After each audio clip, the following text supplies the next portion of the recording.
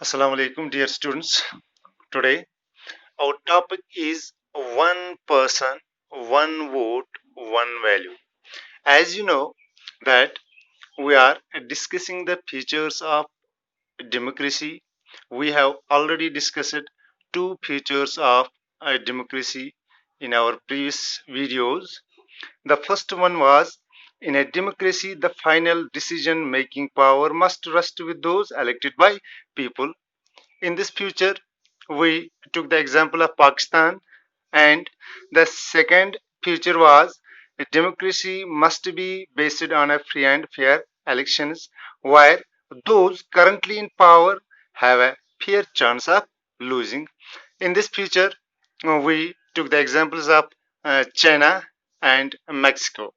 Now, today we will discuss its one more future, that is one person, one vote, and one value. We know that in a democracy, each adult citizen must have one vote and each vote have one value. And this is the fundamental principle of a democracy. What does it mean?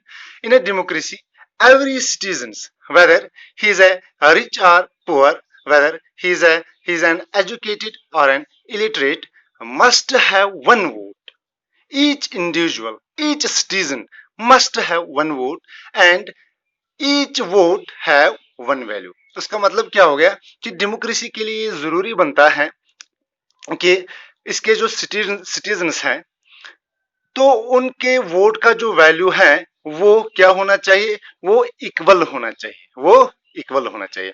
जैसे हमारे India में अगर हम देखेंगे कि जिसके पास पैसे ना हो वो भी वोट डालता है और जिसके पास पैसे हो वो भी वोट डालता है, लेकिन दोनों के वोट का बराबर क्या होना चाहिए, वैल्यू। और यहाँ पर दोनों के वैल्यू बराबर है। हम देखते हैं, इसके लिए हमने एक एग्जाम्पल ली है। Until 2015, सऊदी अरबिया में क्या था? Saudi Arabia women's did not have the right to vote. 2015 तक सऊदी अरब में क्या होता था कि वहां की जो वुमेन्स हैं उनको राइट टू वोट नहीं था। इस बिना पर क्या हम सऊदी अरब को डेमोक्रेटिक कंट्री कह सकते हैं? बिल्कुल नहीं, क्योंकि डेमोक्रेसी का जो फंडामेंटल प्रिंसिपल है that is every individual must have one vote and one value. चाहे वो वुमेन हो, चाहे वो मेन हो, चाहे वो यानी वहां पे डिस्क्रिमिनेशन नहीं होनी चाहिए on the base of colour, caste, creed, sex और रिलीजन। हर एक मजहब के लोगों को एक ही वोट होना चाहिए और उसका वैल्यू भी एक होना चाहिए। तो अब हम दूसरी एग्जाम्पल जो है वो हम किसकी लेंगे? एस्टोनिया की। ये रशिया के पड़ोस में एक कंट्री है। तो आपने रशियन रिवोल्यूशन, फ्रेंच रिवोल्यूशन में रशियन रिवोल्यूशन में पढ़ा है कि यूएसएसआर के बारे में पढ़ा है। तो वहां पे कुछ रशियन जो है वो चले गए हैं, कहां पे? एस्टोनिया। तो एस्टोनिया में क्या है? रशियन माइनॉरिटीज भी हैं, बहुत सारी रशियन माइनॉरिटीज हैं। They find it difficult to get the right to vote. वहां पे जो रशियन माइनॉरिटीज हैं उनको आसानी से क्या नहीं दिया जाता है? Right to vote.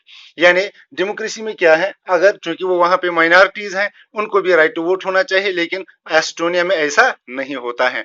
तो on the basis of this principle we can say that in Australia वहां पे क्या है, वो एक अनडेमोक्रेटिक कंट्री है, बिकॉज वो क्या करती हैं, वो रशियन माइनॉरिटीज को वो राइट टू वोट नहीं देती है। फ्यूजी एक और कंट्री है, एक आइलैंड है फ्यूजी। वहां पे क्या है, vote of an indigenous Fijis have more value than that of Indian फ्यूजीज।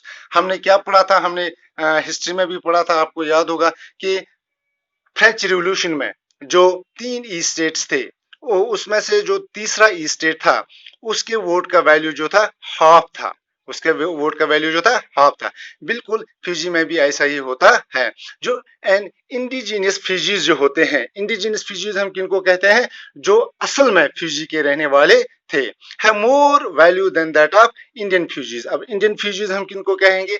आपने पढ़ा होगा फ्रेंच रिवोल्यूशन में, रशियन रिवोल्यूशन में, कि एशिया से बहुत सारे लोगों को, बहुत सारे मजदूरों को क्या किया जाता था? यहाँ से लिया जाता था इन रशिया में, यहाँ फ्यूजी में बहुत सारी कंट्रीज में लिया जाता था, किसके लिए? प्लांटेशन करने के लिए, एज ए लेबर लिया जाता था। उसके बाद वो वहां ही मुकीम हो गए, वहां पर ही बसने लगे हैं। अब उनकी जो जनरेशन जो आगे बढ़ी है, उस जनरेशन को क्या कहा जाता है? इंडियन फ्यूजीज। एक्चुअली जो उनके आबा व अजदा हैं वो कहाँ के रहने वाले हैं? वो इंडिया के रहने वाले हैं। तो ऑरिजिन जो उनका असली है वो वहाँ फ्यूजी का नहीं है, वो इंडियन ऑरिजिन के हैं। That is why they are called Indian Fijis. और यहाँ पे क्या है, जो ओरिजिनल रहने वाले हैं फ्यूजी के, उनके वोट का वैल्यू जो है वो बहुत ज्यादा है एज कंपेयर टू इंडियन फ्यूजीज।